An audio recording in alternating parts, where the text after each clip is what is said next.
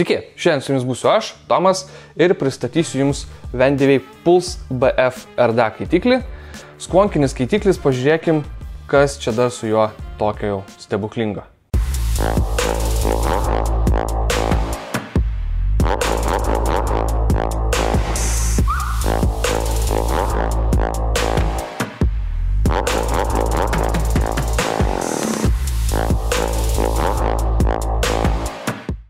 Kaitiklį gaunam štai tokioj dėžutėj.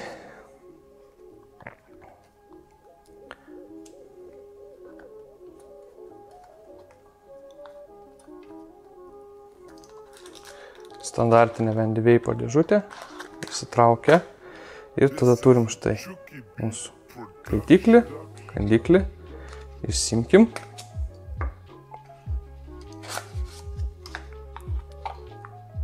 Turim dar knygutę. Ir atsarginių dalykėlių. Atsuktuviuką, tarpinių, varžtelių, įprastą piną ir strypelį spiraliai įstatyti. Pats mūsų kaitiklis atrodo štai taip. Štai matom reguliuojamas oro padavimas. Ultem termoplastiko 80 kandiklis. Čia turim va tokį plevelę, kad nesibraižytų, kaitiklis nepliptų nuo dėžutės to poralonų. Čia matom išgraviruotą pavadinimą, serijos numerį. Ir matom čia skylutę.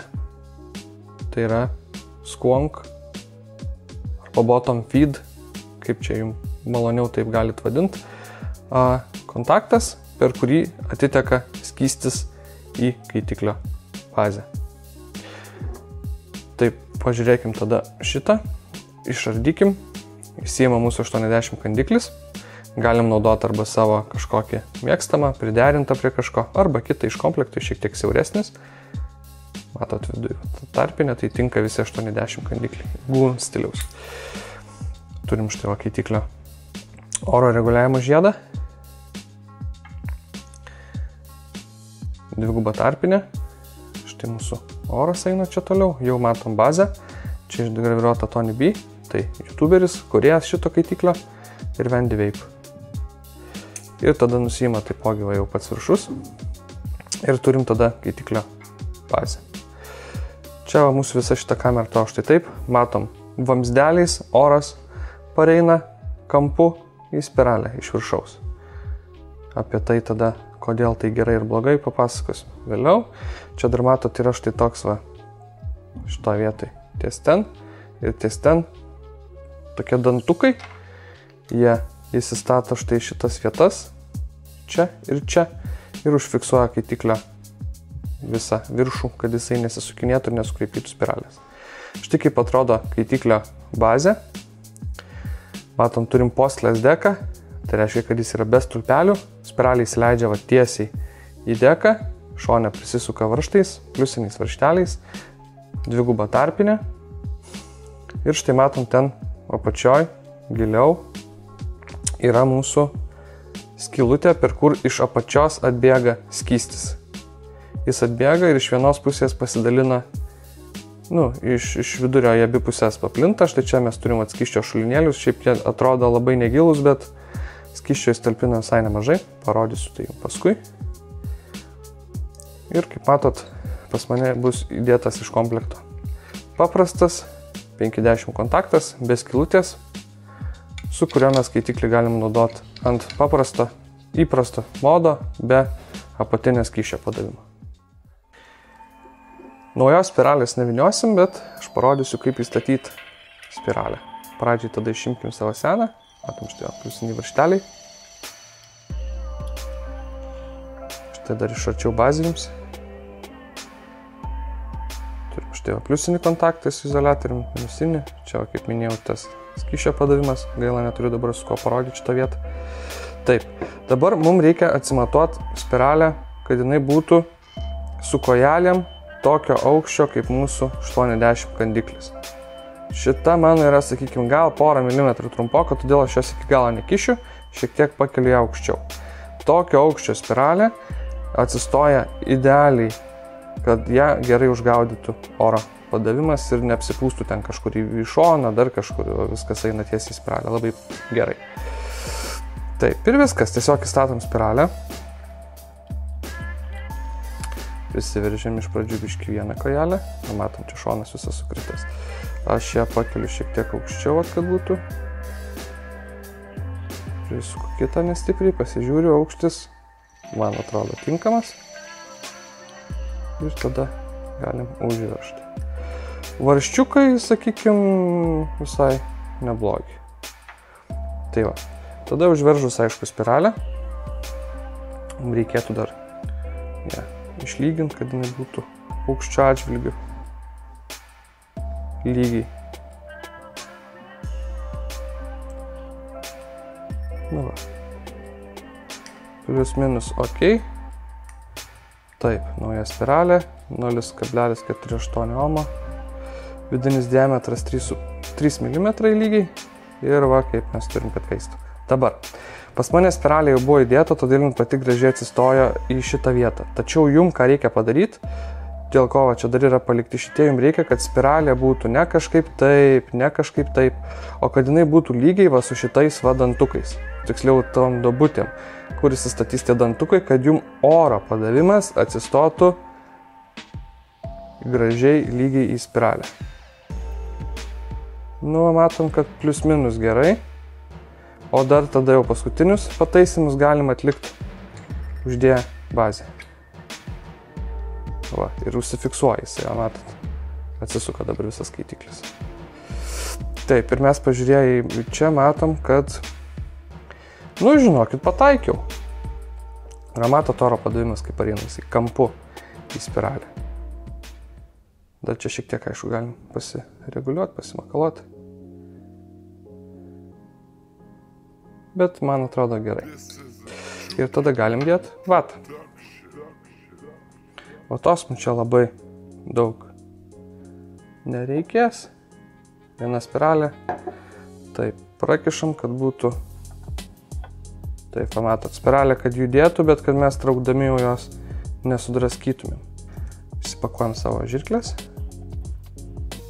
Nu ir sakykime, aš palieku panašiai va. Tiek.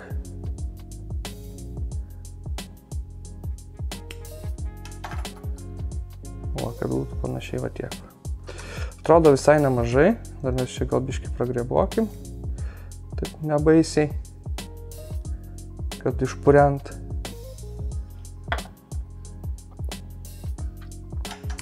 Kur lieka va tokių va makaronų, mes juos galim nukirpti. Nes jeigu mes labai čia pradėsim pešiot, jos traukit, paskui galim išpešiot vatą ir iš ten, kur jinai yra spiraliai, ir tada jau bus negerai. Ir dabar čia, kur yra tie skysčio mūsų šulinukai, taip sakykim. Mes tą vatą taip pat tiesiog šonu užlenkiam. Ir va čia įstatom. Ir kitoj pusėje taip pat. Palenkimo principu. Ir ten jos labai stipriai jau negrūskit. Palikite ją tokią puresnę. Pažiūrėkit, va svarbiausia, kad nebūtų čia jinai išlindusi už kaitiklio kraštą.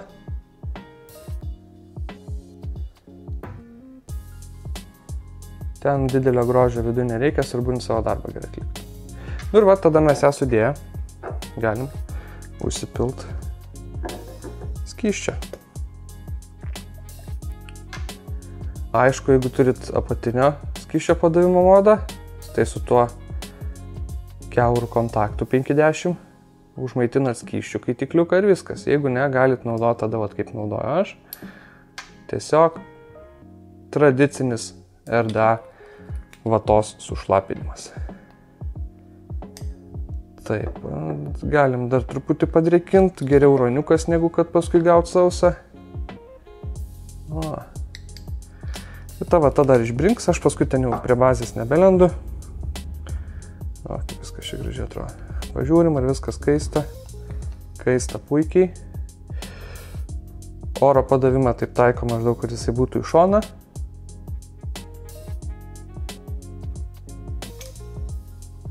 Ir jisai užsifiksuoja. Ir matot, kaip mes turim čia. Užsidedam tada viršų. Atsireguliuojam, kiek norim oro. Aš mėgstu garinti su vieną skylutę atidaryti. Man tada viskas skaniau daug važiuoja. Nu ir viskas. Nu va, kaitiklį pažiūrėjom, ką mes su juo gaunam, pažiūrėjom, kaip surinkt, išrinkt, kaip vatą susidėt. O dabar pažiūrim, kaip mūsų šitas bildas groja. 0,48 ohmo, 35 vatai. Alienas. Kantalis.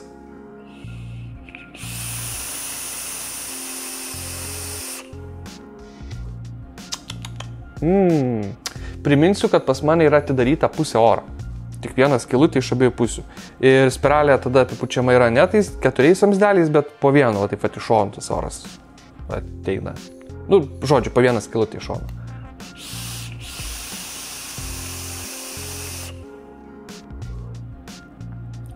Aš sakyčiau, kaip 35 vatai visai neblogai. Aišku, dabar tada pradėkim jau apie kaitiklį kalbėti plačiau. Parodykim gal daugiau, ką jisai sugeba. Pabandom dabar su ta pačia spirale atsisukti visą pilną orą. Ir 55 vatus. O pažiūrim dabar. Gausiu sausą, negausiu.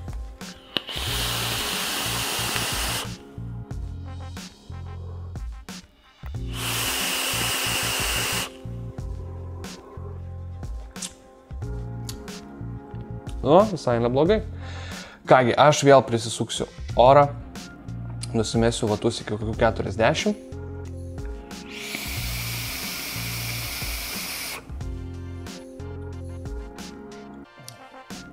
Ir žinokit, dabar privalau pereiti tada šį pliusus minusus. Pradėkim gal trumpai tada nuo minusų, nes jų tikrai nėra daug. Tai būtų pirmas minusas labai subjektyvus, labai priekabus, tarybinės puteliuko spalvos tas kandiklis, ta tokia šlapimo spalva. Nu nežinau, man jisai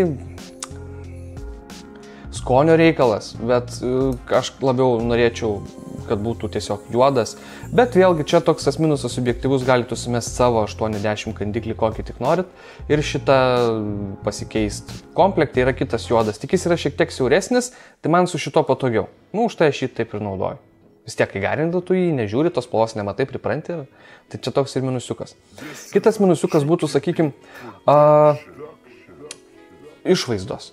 Kaitiklis atrodo, kad viršutinis tas visas būtų toks, nu, kaip eina tas metalo poliravimas, ne poliravimas, šveitimas, atrodo, lyg skirtingom kryptim būtų arba iš skirtingų metalų daryta ir skiriasi. Tai sakykim, čia irgi taip labai priekabiai, bet apatinė dalis blizga labiau negu viršutinė.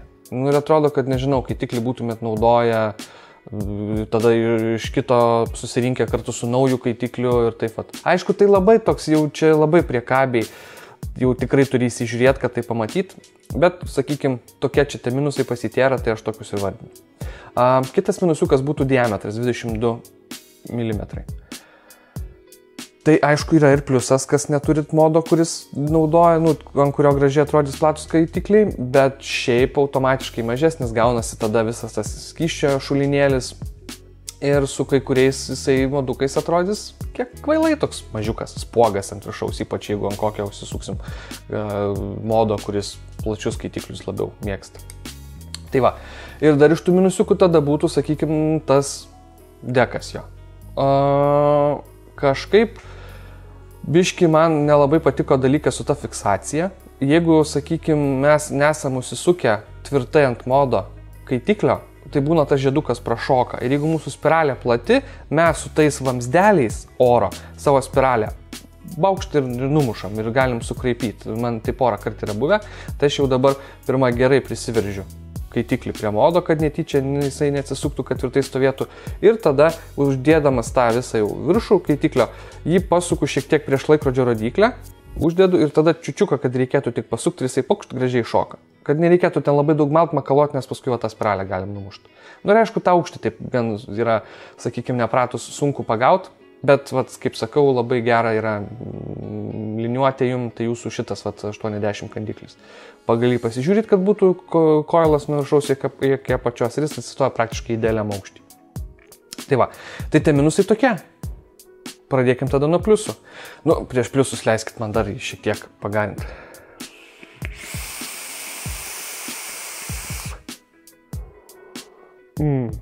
Ir šausiu pirmą pliusą, kuris, mano nuomonė, jame yra rimčiausias skonis.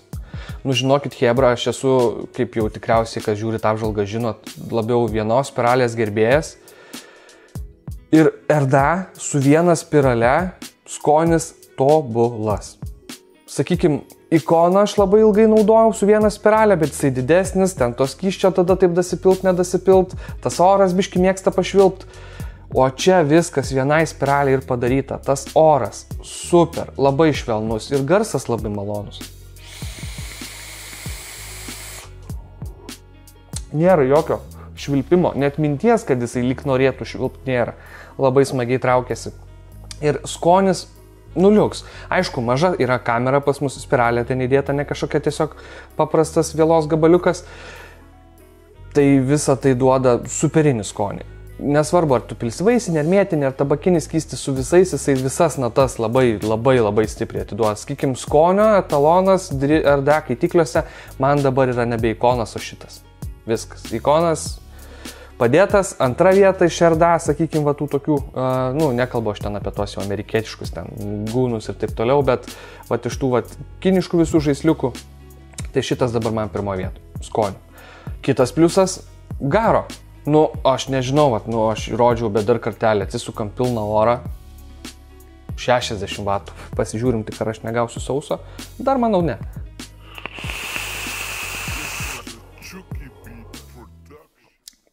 Nu, garų iš jo tikrai galima išpešti nemažai. Oro atsisukus tą pilnai, mano nuomonė net per daug, aš sakau, naudoju pusę, nes belikiek.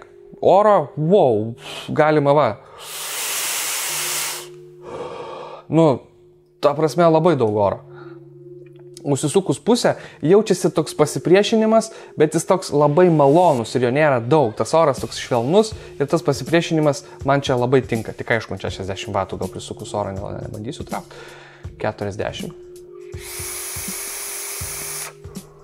Ir prisukus orą iš karto skonis aukščiau. Tai vėlgi, universalus skaitiklis. Galit ir su viena spirale biški debesiukų pagaudyti, galit ir grinai tokį skoninį paturėti dalyką. Skysčio ta talpa, kitas pliusas. Nors skaitiklis nėra didelis, jisai skirtas yra daugiau su skvonku naudoti. Nu čia aišku, yra milžiniškas pliusas. Gaila, neturiu šiokio skvonko jums parodyti. Manau, per skvonko apžvalgėlę mes prijungsim šitą skaitikliuką ir aš jums tada apie tai papasakosiu kur kas plačiau.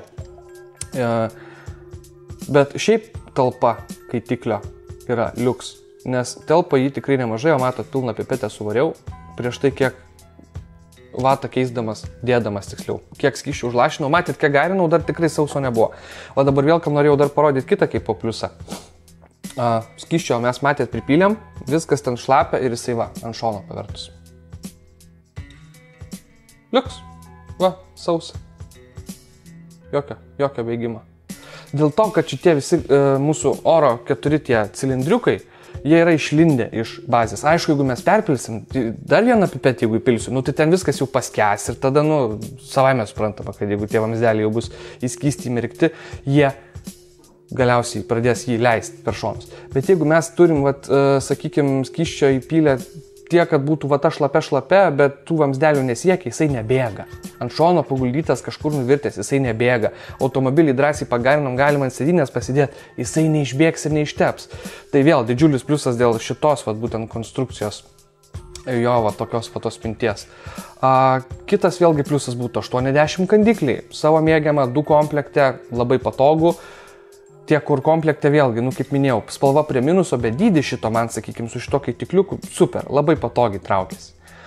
Kitas tada vėlgi pliusas būtų dekas, tas pats dekas. Tas poslės dekas su tais šoniniais varžtukais, pliusiniais, labai tą spiralę šiaip nėra sudėtinga įdėti, kada tu išmoksti labai greitai. Komplekte dar duoda tą tokį vamzduką, pats ataisyti spiralės vietą. Nežinau, jisai yra, man atrodo, 2 ar 2,5 mm diametro, tai šitam kaitikliui aš rekomenduočiau 3 mm. Tai jisai galit naudot, galit nenaudot, jūsų teisė rinktis. Bet būtent, sakykim, visa šita mintis, kaip ta spiralė atsistoja, kaip tas oras ją paima, jeigu mes ją tinkamai pastatom, viskas liuks. Tai va, kas čia dar iš tų pliusų būtų? Nežinau, liuks skaitikliukas. Man sakiau, kas ieškot būtent mažesnio, nu tai vėlgi pliusas mažesnis, jisai, jeigu kas turi, visam bet kokią modą užsisuks. Su platesniu jau ten kai kur galite jo neusukti, išlysti kraštus, tarkim, ant to paties drago. 25 mm diametro ir jau jisai lys per kraštą. Šitas 22 atrodo liuks, niekur neišlenda, o garo skonio, va. Nu va, dabar mes vėlgi.